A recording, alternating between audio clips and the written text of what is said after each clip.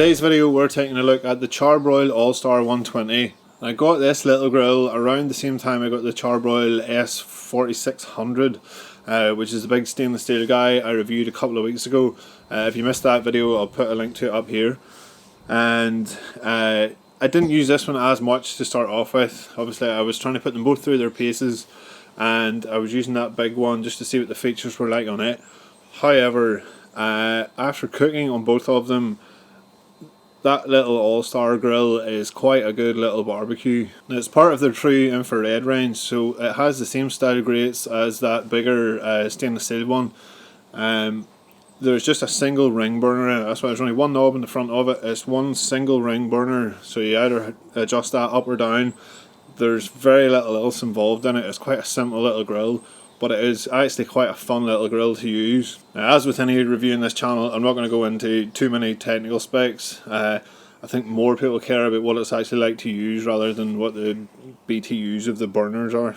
So the grill can be classified as a standalone barbecue whenever you have it on the cart, or that top section can be removed. So there's two clips at the side you undo, and you can lift that entire top section off and take it with you. The cookbox and hood are both made of cast aluminium, which is actually what I wanted to see on the S4600, but it didn't happen.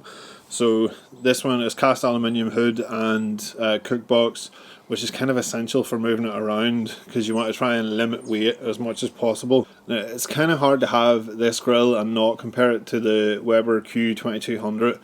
They're both around a similar price point, so the recommended retail on this is $379, but you will find it out there for anywhere between $299 and $350-ish.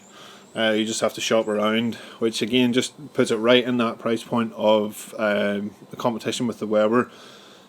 They're both pretty similar design grills, so they're designed with that top section that comes off. You can take it away with you, or you can put it onto the cart for using at home. Both barbecues have that singular ring style burner in it, and both come with cast iron cooking grates, so like for like they're pretty on par with each other. Now, there are a couple of areas where the Charbroil has an advantage in my mind, one being the height of the cooker hood.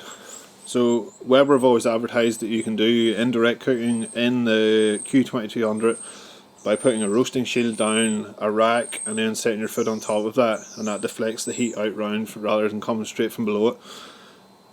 The same thing can be done on the Charbroil All-Star. However, the Q2200 lid I think is quite shallow, so if you're wanting to do any kind of large roast, it's going to be sitting almost up touching the lid, whereas the Charbroil All-Star has a nice deep lid, and I think you can fit plenty of food under there without it ever getting too close to the hood. The Charbroil also has the advantage when it comes to the build quality of their cart, and even the side shelves on the actual barbecue itself. The Weber has those little plastic flappy side shelves, which really aren't up to much. They're not going to take any kind of weight. The Charbroil has really good side shelves. Actually, they lock into place once you have them up, and they're quite sturdy, and they're metal construction rather than plastic. The cart on the Charbroil is a little bit more bulky, but I think it fits the purpose a little bit better. So the Q2200 is designed that you have the cart whenever you're at home cooking. If you want to take it away with you, you pop that top section off and take it away. But they've kind of designed the cart that you can pop the legs off it. It's not really a cart, it's more of a stand on the 2200. Whereas the Charbroil has a fully built cart. You can hold your gas bottle underneath there. It has casters on it for moving it around, and it's just a slightly heavier construction, and it holds the barbecue in place a little bit better. And to me that makes sense because the cart is designed for home use, so you can put that top part onto the cart and use it at home, and then if you ever want to take it with you, you're only lifting that top section off. So you'd prefer to have a slightly heavier duty cart at home than a flimsy one like the Q2200. Now, of course, it has that infrared system in it as well, or the true infrared system should I say, which gives you a nice even cooking surface all over the grate.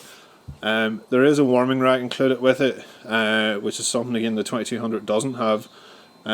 However, the warming rack, I tend to lift it out most times when I'm using it.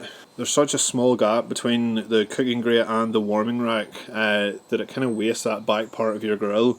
It's nice to have the option to set stuff on there as a different cooking zone, but if I'm doing a lot of cooking, I tend to just lift it out and get rid of it, and then I can use the entire cooking grate. So it would have been nice to see that warming rack lift it off the grill a few inches just to let you get food underneath it and not waste that part of the grill. Now there are a couple of little things that bugged me about it, but they're by no means deal breakers. But the little tool that came with the S4600 for scraping out that true infrared grid, I didn't get one with the Charbroil All-Star. I don't know if I maybe accidentally dumped it while I was getting rid of the packaging, but I definitely can't find one anywhere. And the second thing that bugged me a little bit is that if Charbroil are aiming this as a portable barbecue, so that top section, lift it off, take it with you wherever you want to go, I think they could have made it a little bit more streamlined, and it's the one place that the Q2200 wins on. The side shelves on it fold into the barbecue, it folds flat, and it's quite a low profile barbecue to fit into a boot.